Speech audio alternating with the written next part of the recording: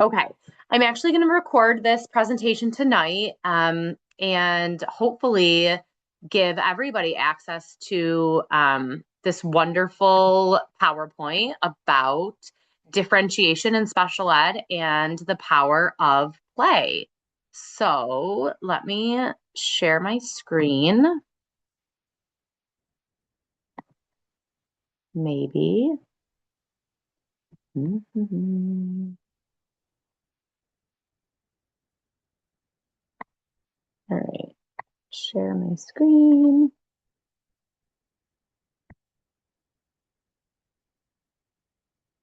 share sound. Okay, beautiful. So this is one of my absolute favorite topics, and I actually have attended the Power of Play conference the past 3 years, and it's wonderful, has a ton of great information, and I really want to share that with everybody. So first, we're really going to talk about the word differentiation. We hear it a lot in special ed. We really should hear it just in education in general, in life in general, because we really are always differentiating. So the definition, according to Carol Tomlinson, is differentiation is an instructional model that provides guidance for teachers in addressing student differences in readiness, interest, and learning profile with the goal of maximizing the capacity of each learner. So, what that really means is all of our kids are very unique, individualized learners, and it is our job as educators to know that, be able to understand them, take their interests and their needs, and provide the most effective instruction. So I always look at it and help coach our teachers that not everybody fits inside this box, right?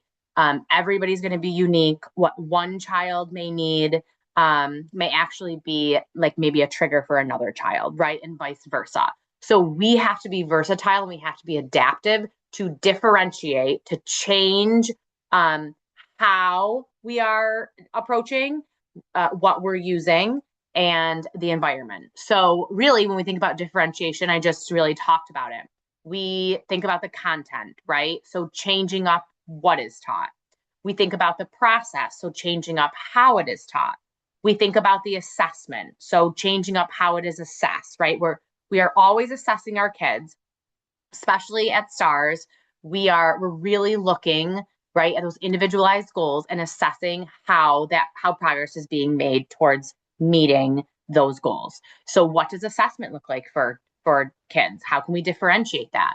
And then learning environment. So changing up the context of learning, the overall environment, right?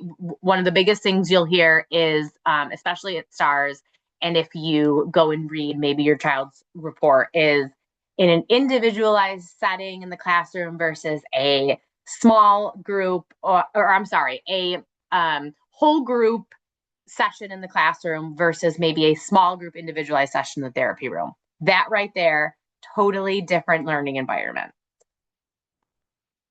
Okay, so I talked about it a little bit, but let's just put it a little bit more formal. So defining differentiation at STARS, what does that really mean? Well, STARS, we're unique because we really are a differentiated program. So each child that comes to STARS has a individualized education plan, an IEP. All of our neurodiverse children have an individualized education plan. And even some of our neurotypical kids that come with services also have an individualized education plan. This document goes through the child's present levels of performance, which include their individualized strengths, needs, and goals. So from the start, this document is built and then we adapt it. So right then and there, step one, differentiation. At STARS, we also differentiate through our 3 different ratioed classrooms. So our least restrictive is our 12-1-1. Kind of that middle of the road support is 12-1-2. And our special class 10-1-2 tends to have the most support. So that right there, we're even differentiating within our classrooms. Again, we I feel like, do our due diligence and do a really good job at STARS to make sure that we are placing kids in the appropriate spot. And if we feel after time has gone on and in observation and data that they're not in the right spot, we will advocate to make that change. So again, just another way to differentiate. Differentiation at STARS also includes our therapeutic team, which is made up of speech, occupational, physical, music therapists, in addition to assistive technology.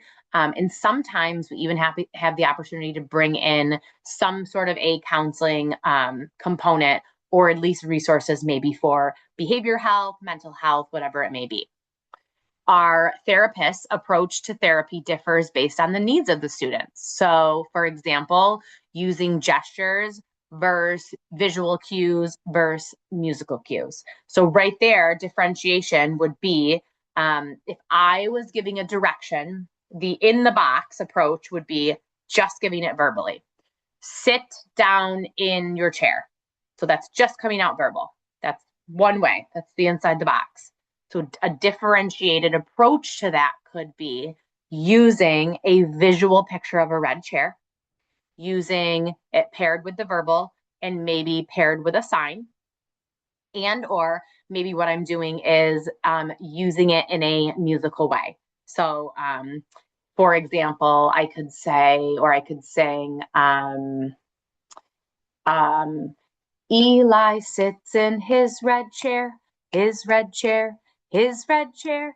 Eli sits in his right chair over there. So that would be my differentiation for that child specifically, because an interest of his is music and he learns best with musical repetition. So that in itself would be differentiation in an example. And then even our delivery of services at STARS are differentiated. So might take a look at your child's IEP and see that their speech has a individualized session in the therapy room and then a group session in the classroom. Okay, so even the services and the delivery of services are differentiated to really support the needs of our kids. We built this a couple years ago, and we talk about it with our teachers, with our therapists, when we bring on new staff. We really look at our program in terms of those tiered levels of support. So at the bottom, you'll see the green part of the pyramid is that tier 1. So this is like universal. All classrooms in both buildings at STARS are using these sort of supports. So you can see visual schedules, common language, transition warnings, transition songs, total communication, classroom environments that incorporates and promotes engagement, some sort of arrival sign in, sign out routine, first then language. So all of those things, those components are really the expectations across the board. And then, right, you have your tier 1, and then obviously we're always going to have students that are like, got to kick it up a notch. We got to differentiate even outside of the tier 1. So then you're looking at the tier 2, right? What does that mean? What are some tier 2 examples? First, then visuals, visual timers, sand timers, step-by-step visual sequence for, transition times, right? Individualized instruction, very highly structured routine, multiple warnings, built-in sensory breaks, the use of sensory support, such as maybe a weighted vest, maybe an oral chew. So these are more individualized supports to meet that specific student's learning needs. And then we are, of course, always going to have kids that just need more to be successful in a classroom environment. And those are really our tier 3s. Okay, so the tier 3 comes with a lot of data tracking, a lot of intervention, a lot of differentiation. And then from there, we say, okay, we have to kick the support up a notch. Does this mean, we look at some sort of a functional behavior assessment in a behavior intervention plan, right? change in providers, a shortened day or week, maybe a justification for a one-to-one aid. So what can we do in that tiered level to top to help make the day and the program as successful as possible for that specific child? So here are some visual examples of differentiation in the classroom.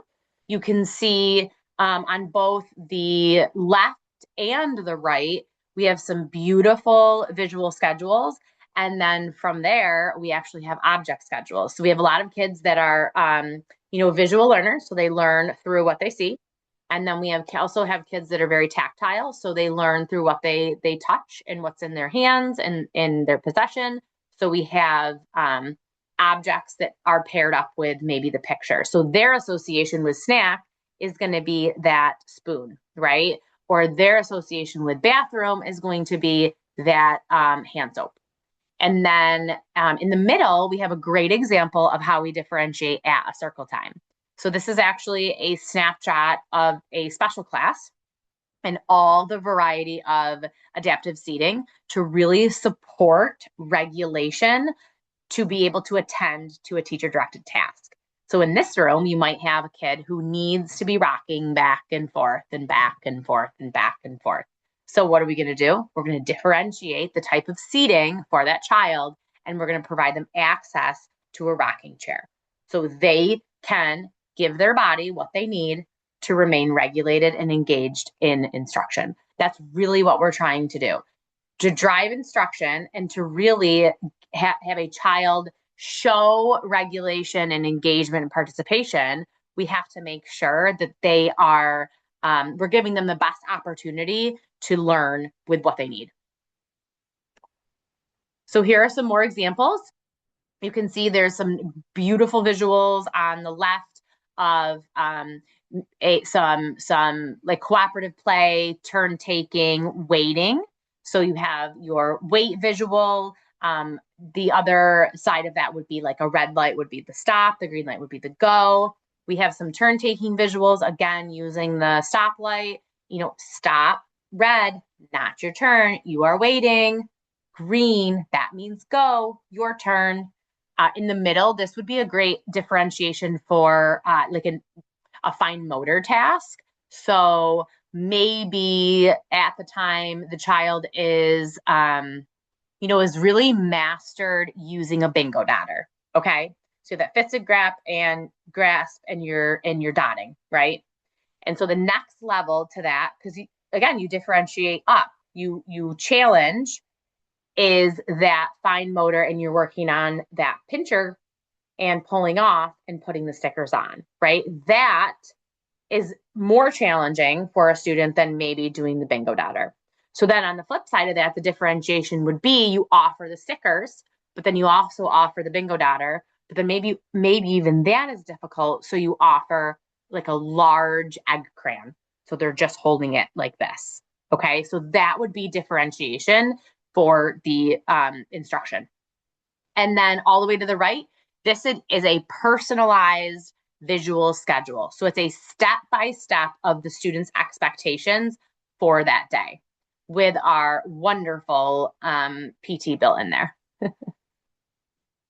Okay, so where are you going to see differentiation show up on the IEP is in the management needs. So when you get your child's AR report, and then if you haven't received the AR report, but you have a copy of their current IEP, this section is cut and paste from an actual IEP. So differentiation, you'll be able to see it all throughout the report, but this management section is specific for differentiation that is used with your child. So for this child, right, the differentiation would look like a weighted vest during structured time. So very specific, 30 minutes on. It would look like a chew for oral motor support and to support pica. A one-to-one aid for pica and safety awareness. Hands-on sensory material, so access to putty and Play-Doh. Deep pressure and sensory breaks. Exercise ball during structured times. And handheld help to transition to teacher-directed tasks. So very specific management needs that show differentiation from, just what maybe the typical strategy would be. Okay, so that was kind of differentiation. I know that was a lot. I have a lot of slides on the power of play, so I want to kind of segue into the power of play. But I want you to be mindful as I'm going through this PowerPoint that even within play, we are still differentiating. So you're going to hear a lot about theories behind play and best practice of play and right, those tiers of play. But remember, we're always differentiating. And remember, play is unique to each individual child. So it's not going to look the same for every single child, and that is okay. So, the power of play. Let's first of all talk about the benefits of play for child development. Well, of course, it's benefiting the cognitive. So, play really enhances that critical thinking, spatial awareness, and the memory skills. Play supports emotional well-being. So it provides opportunities for self-expression, emotional regulation, and building resilience. The social skills. Through play, children learn cooperation, conflict resolution, teamwork. So building skills through play. So this was actually a study that was done, and I will provide the link to be able to access this information along with the PowerPoint. But this was a study that was done about building skills through play. So all of this finding was from the study. So let's talk a little bit about executive functioning and how play impacts executive functioning. So play really strengthens the brain systems responsible for executive functioning, which include that attention, the working memory, the flexible thinking, and the self-control.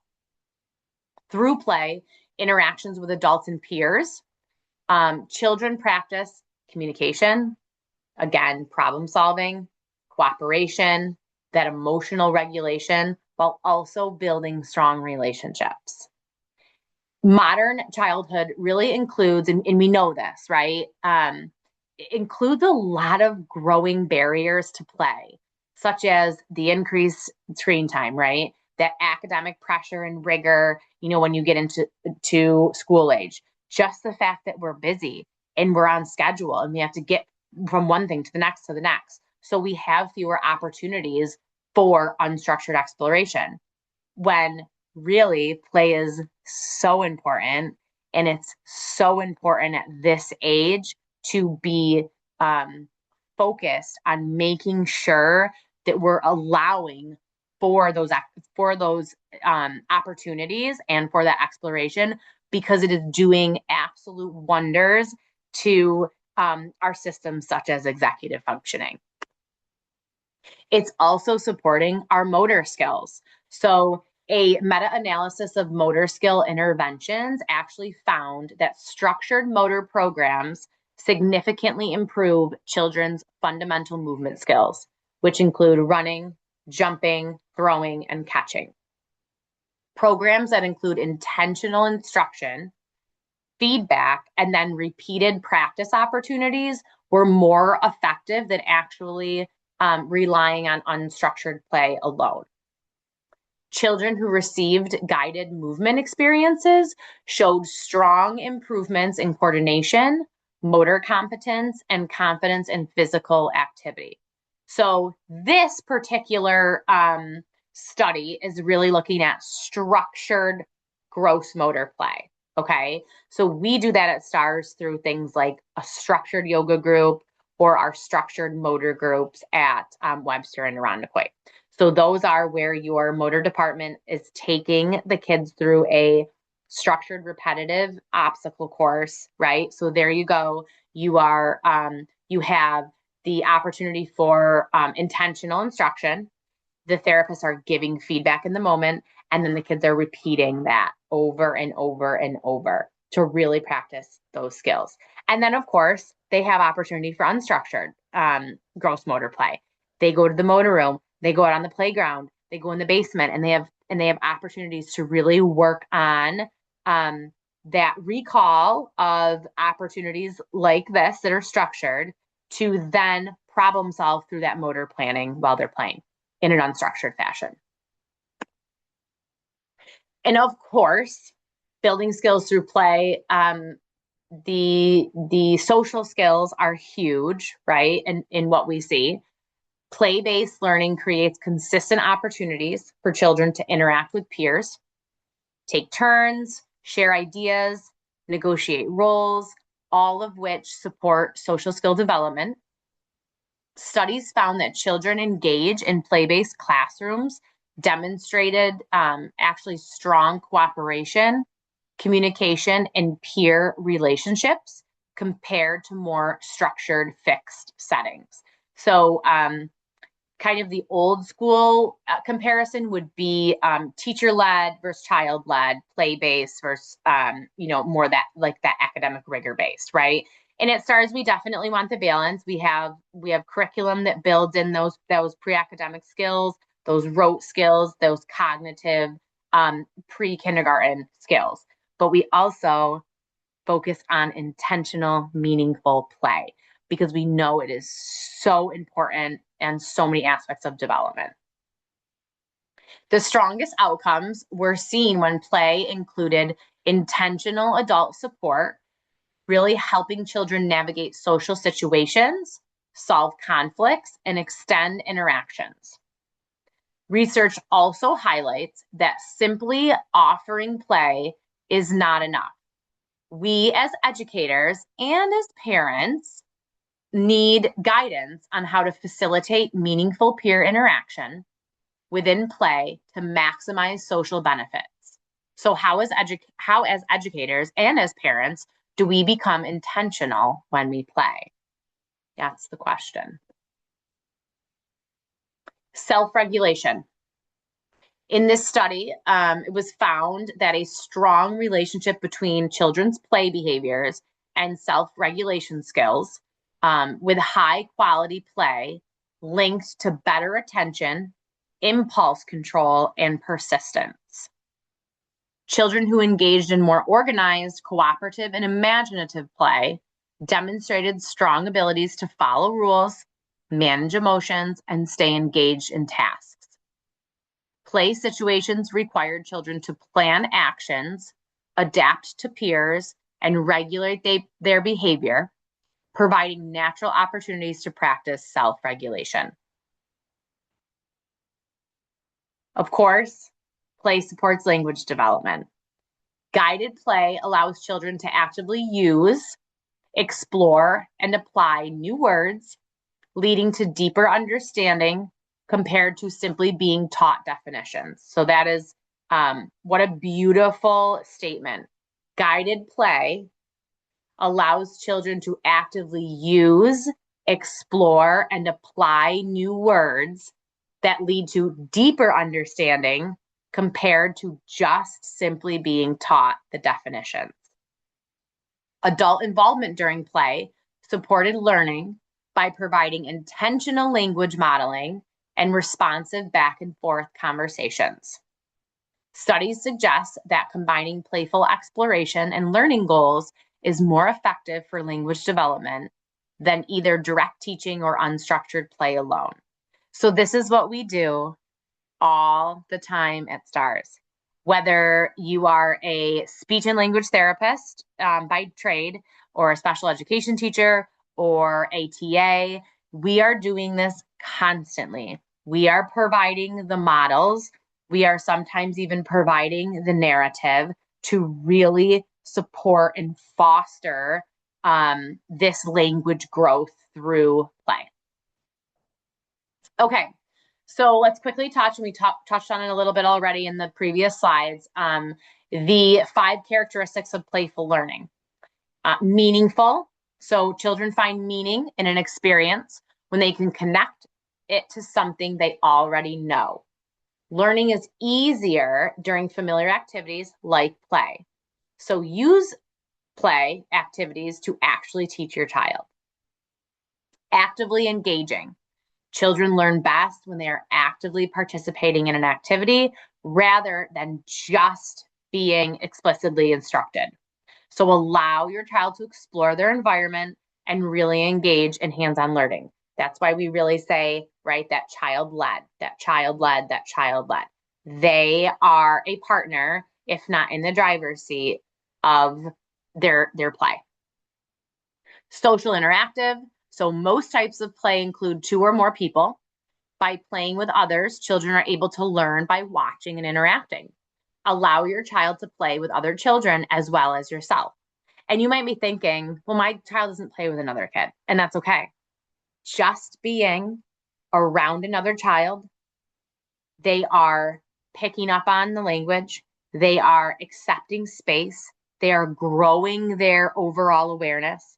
So you are building the foundation to then move up to that parallel play, that cooperative play. So it's okay if you are like, oh my gosh, well, my child doesn't play with other kids. That's okay. You're going to continue to expose them to peers. You're going to continue to expose them to play models and environments in which kids are interacting together and playing amongst each other, because that's how they are going to learn.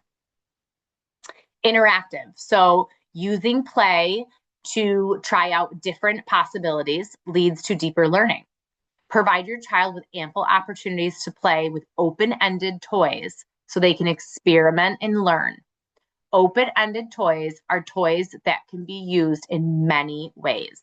So sometimes our kids have a hard time with this. There is, a majority of our kids, just because of how incredible their brains are, that are very close-ended in their play. So this is the only way they're going to play. This is exactly how this certain toy should be used. And so that open-endedness is very difficult. So that's where we can help provide and scaffold some other ways to use different toys and materials. And then joyful. Joy is linked to interest and motivation. Teach during activities that bring your child joy in order to help them learn. Remember, what brings one child joy may not bring another child joy, right? There you go, back to differentiation. Choose activities your child loves. So another thing we always try to do when we go back to that IEP, that present levels of performance, is we always try to incorporate your child's interests into learning. Okay, so let's talk about the 6 stages of play. We talked about it a little bit in the previous slide.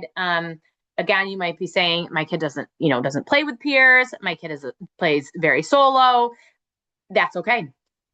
This is probably a nice visual of where your child might be in terms of their stages of social play. So we really look at that unoccupied. Typically, right, the unoccupied play is birth through 3 months. That's okay. If your child's in unoccupied play stage, that's where they are. So this unoccupied play is really, babies are learning about their bodies, right? This is when we're still really figuring out, we have a body. And this play stage is spent mostly where they're moving their arms and their feet and their legs, right? They're exploring the self. Next is really that solitary play. Typically, again, on typical development, we see that birth through 2. So during this stage, children enjoy playing on their own and exploring their environment independently. We see this widely across the entire program. A lot of our kids are still in this phase, solitary play. From there, you kind of have what we call, and this is really beautiful when we kind of start seeing this happening from this solitary to spectator, what we call spectator or onlooker behavior. So children are now beginning to actually notice their peers and watch other children from a distance, but there's still no effort in joining the play, which is okay, totally fine. But they're becoming more aware that they're not the only ones that exist. And they're actually like, oh, that person over there is not a decoy or not somebody that I'm just trying to get around or manipulate. That's actually another human that is interacting and using things that I find interesting. So that is, it's a really, really beautiful thing to see. And we see it constantly at STARS evolving. from this solitary play to that spectator. And then what comes next is that parallel play. So children are playing in close proximity to one another, but are still not yet interacting with one another. So they are paying a lot of attention to each other during this stage. So one of my favorite examples of this stage um, is the train table. So a lot of our rooms have train tables, and this is like the ultimate setup for parallel play, right? You have the train table set up, and you might see this if you bring your child to the library. And Jimmy's playing with the train table on one end, and Tina's playing with the train table on the other end, and they are playing separately, but they are playing in the same space, right? That is parallel play. Again, very, very common, very, very common amongst our program. A lot of our kids, this is where they exist right now, is that parallel play. They are tolerant that another peer is occupying close space to them, but they are not playing with them. And then we get into the associative play. So children are becoming more interested in one another than they are in toys. So again, I go back to that. So and so has the Pop-It toy, and I don't care at all about that child. I want that Pop-It toy though, so I'm going to do whatever it takes to go and get it. And that kid's in my way, and I'm thinking just about that Pop-It toy. And then when you get to this kind of associative play stage, you're actually starting to really be aware of that peer actually using the Pop-It toy, right? And like what they're doing. And you start to take interest in that peer and not just in the toy. So they may share materials, but again, are not quite working together in that cooperative stage. And then, of course, the social stage that, every parent's like, oh, will my kid get to? I hope so, is the cooperative play, right? Children are sharing toys, they're sharing ideas, they're following rules during play. They're beginning to work together during play. So this takes a long time. This takes a long time for a neurotypical child. And this takes a long time in general to get to a cooperative play stage, because as we know from the previous slides, there's a lot that goes into cooperative play. And it is okay if our kids are not there yet. We don't want them to miss out on these other steps. Those steps are really important to be able to then foster and empower cooperative play. Okay, so one of my favorite things, and I'm just going to kind of read these like verbatim a little bit, is play for our sensory seekers. So boy, do we get messy at STARS and really incorporate sensory. And wow, how important it is to use, messy play and use sensory to really support play. So why is messy play important? Using the hands and the fingers for messy play promotes that fine motor development, finger dexterity, hand strength, shoulder strength, and these are really the building blocks for handwriting. So using the senses of balance and body awareness also enhance gross motor. So messy play really helps children understand how things feel, texture, temperature, and it also teaches them about body awareness, personal boundaries, and spatial awareness, right? And then again, when we go back to those stages, that's going to help in those stages as well. In addition, some other benefits of messy play is language development, right? So messy play it can lead to amazing discussions, amazing sounds. It's a great way for children to engage in more of that open-ended pretend play, using symbolic language, right? What can shaving cream be used as? An ocean. Play-Doh is suddenly a giant mountain or a forest. So it gives more of that spontaneous vocabulary. Messy play supports the cognitive skills, right? Using hands-on play to experiment, talk about things like size, talk about things like sorting and classifying and matching. the problem solving. I mean, the sky's the limit really when it comes to using messy play to support those cognitive skills. It helps the social and emotional skills. So according to Vygotsky, a child's greatest self-control occurs in play. He proposed that pretend play in particular could be a leading factor in the development of a child's ability to self-regulate. And messy play is really a great way to encourage pretend play. So, messy play is a great way to encourage kids to work together, cooperate in groups, or in a one-on-one setting. They learn personal boundaries. They learn somebody else's ideas and views. We do this a lot, even within our special class model, with our big, giant group sensory bins, where everybody's kind of working together in one bin. And then, of course, creative development, right? That's kind of self-explanatory. And sensory input. So we have a lot of kids that are sensory seekers. We also have provided exposure and opportunity for some of our kids that have sensory aversion, and watch how beautiful they have kind of become curious and almost willing to try different sensory experiences. Okay, so this is a nice little visual. It'll be part of the PowerPoint. We already talked about it, ways that messy play can benefit our children. So we're going to talk a little bit about play and the tactile system. So this is the next couple of slides really are going to hit on our different systems and how play supports them. So the tactile system is often the most commonly recognized sensory system of the body. It is also the one most people notice most often if a child has an overactive or an underactive tactile system. So the tactile system is really anything you touch or feel is part of that system, right? And I already used the language. You have your sensory seekers. So those are the kids that are, responding overactively. And then you have maybe your tactile aversion kids that really are like, no, thanks, and are, underactive to the tactile system. So some of the sensitivity symptoms would be, again, avoids messy hands, face, or just mess in general. So a suggestion would be sensory bins with various textures, right?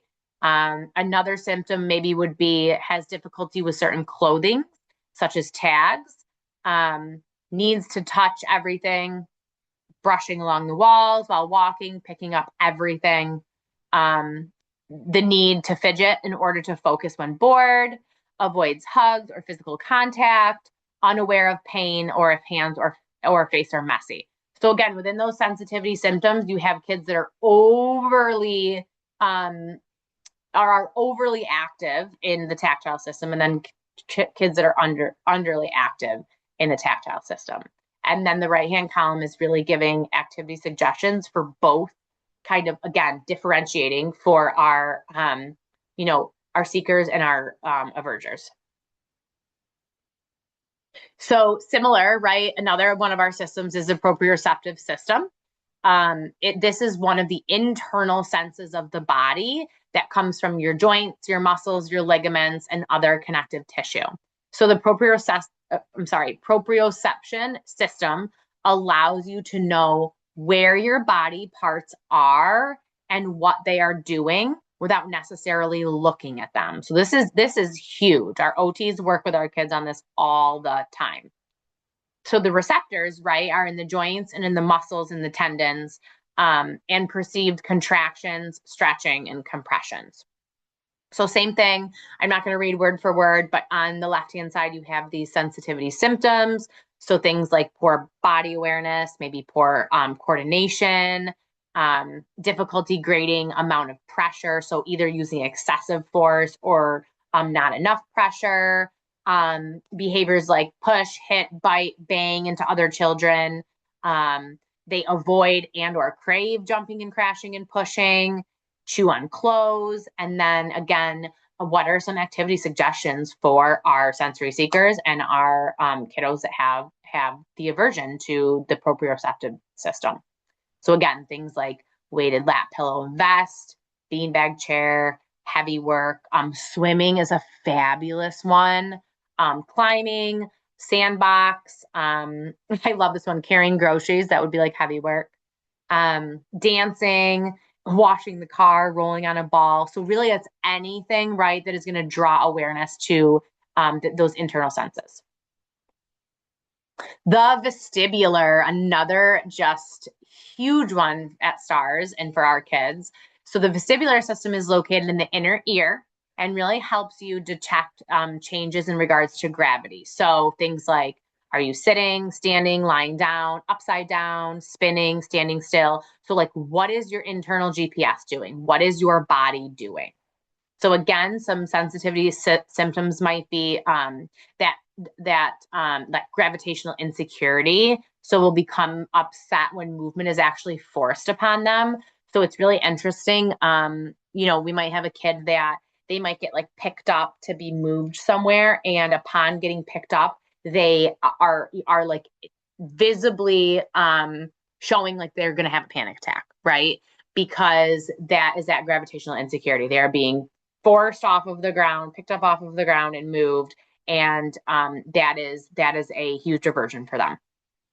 Movement intolerance, so that's like uncomfortable, fast movements or spinning. Or the opposite of that would be craves being spun, craves being swung. Okay, does not like their feet off the ground. Again, that gravitational insecurity. Fearful of heights, fear of falling. We have a lot of kids that will ascend steps beautifully, and then on the descend they will not take a step because they have that fear of heights, fear of falling, and again that gravitational insecurity. Has difficulty standing still, so is in constant motion. Another one that might be surprising to you for the vestibular is prone to being car sick or motion sickness. This can also manifest as like falling asleep immediately when in motion, become dizzy easily, or actually never becomes dizzy. So again, differentiation, right? You have kids that might be on one end of this and kids that might be on a whole other end of this and kids that might be somewhere in the middle. And it's our job to figure out that child's system specifically, and then what would be an activity suggestion for play for that child. So for vestibular, things like jumping on a trampoline, using a ball chair, wiggle cushion, riding a bike, swinging, scooter board, the sit and spin chairs, balance beam. Again, anything that is really drawing attention to that internal GPS. What is my body doing? Okay, so here are a couple examples of play experiences at STARS. So, and in kind of just a couple examples and then what they're hitting on. So you have your parachute play. We use parachute play all the time. It hits on so much. Some of the quick things that it hits on are follow simple directions, repetitive and rhythmic, right? Kids love repetition. Color association. So there you go with that cognitive pre-academic. Pretend play, cooperative play, imitation play. So there you go. It hits on so many different skills, so many different domains just by having a parachute. We have our sensory bin play. So this again stimulate multiple senses at the same time, right? Especially if there's a variety of different materials. Maybe it hits on the visual. It maybe can hit on the tactile. Maybe it can hit on your sense of smell. If it's something that has some sort of a distinct smell. It's very child-led. You're incorporating that shared space, right? Parallel versus solo versus the associative play versus the cooperative play. Each stage could exist right here in the sensory bin. Cooperation and engagement with peers, sorting, identifying. So there's that cognitive, calming, repetitive. There's that regulation. So again, even a simple sensory bin that you're using at home with your child, you may say like, how is this supporting their play? How is this supporting their development? It's actually hitting on more than you would think. And here are some other examples of play. So we have, this is more, well, a couple of these are more open-ended, and then you kind of have more like your close-ended or cause and effect. So we use a lot of like figurines, puppets, stuffed animals. This is really nice open-ended play, right? Because you can use these toys and materials in a variety of ways. It gives kids the ability to use their interests and to promote them into play. It allows for toys to my favorite thing, I absolutely love this about playing, is it allows toys to come to life. It incorporates and empowers pretend play, and it incorporates and empowers multi-step play. And then you have your cause and effect toys, right? This is more like your close-ended. I know if I'm going to do this, this is going to happen. So this kind of play helps the child to learn that their actions can cause something to happen. When a child pushes a ball down a hole, the ball falls. When the child pulls an adult, they come. This helps really develop that curiosity, shared attention. And in the cause and effect really is a building block for more of that open-ended play. Okay, so here are some really good tips and tricks at home. Think about capturing the child's emotional investment. This is so big. So let's say you're like, all right, I'm gonna play tonight. I'm gonna play with my kid. I'm gonna do a half an hour of play, intentional play with my kid.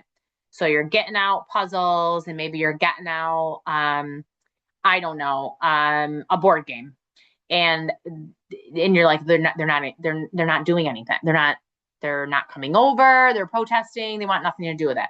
Are they emotionally invested in what's trying to be achieved? Is this something that's highly motivating to them? Do they care about this? Do they know how to use these things, right? There's that emotional investment. This is huge. This is a learned skill and does not always come naturally. So give yourself grace. I still do this with my 4-year-old. I'm sometimes constantly in the driver's seat, right? And it's almost like it almost becomes like this drill work. Play becomes like this drill work, and I don't have her emotional investment. And then the play really isn't meaningful. So follow the child's lead. Be a good listener. Every form of behavior is another form of communication, even nonverbal. Go to their level emotionally and physically. Allow them to be in the driver's seat. Observe them. What are they looking at? What are they gravitating towards, laughing at, looking for? Again, play is not a one size fits all. How Jim plays is going to be different than how Tina plays, right? So watch them. Observing is one of the most important things you could do to support your child, is truly by watching them. Don't overwhelm the physical space with things or access toys. We really work on this when we set up our classrooms in the beginning of the year, when we do like our mid-year kind of revamp. More doesn't mean better. Quality over quantity. It can be very overwhelming, especially when you have kids that are in a developmental stage where they're really just figuring out space and they're really just figuring out their own body. What happens in a really overwhelming space with toys is those toys just get thrown and dumped because they're not quite there to using them in a functional, meaningful way. Try not to apply resistance. So no playing is wrong. Again, differentiation. Your plan might be different, but let your child steer the ship. Give them extra enrichment and join in with what they're doing. Imaginative play, be creative, use voices, get silly, allow things to come to life, become the characters. This creates positive association to preferred items, and this also captures their emotional investment. Give space and air in the conversation or dialogue. This is huge. Our speech therapists practice this all the time, and they actually are very good, really good at reminding us as teachers, right? Sometimes too much verbal is too much verbal, and it's you have to give space. You have to allow for them to generate and really take a backseat to conversation or dialogue. And meet your child where they are in play. It's okay if they're not playing cooperatively. It's okay if they're not even playing parallel. Meet them where they are and empower the stage that they are in. So this will be part of the PowerPoint. This is a great little, I would say, resource that came from Adam the OT. You can follow him on Instagram. He's wonderful. He was actually a speaker on, I think, 2 years ago or last year's conference. So this is a really helpful guide for parents, for therapists on really like being playful and what play looks like.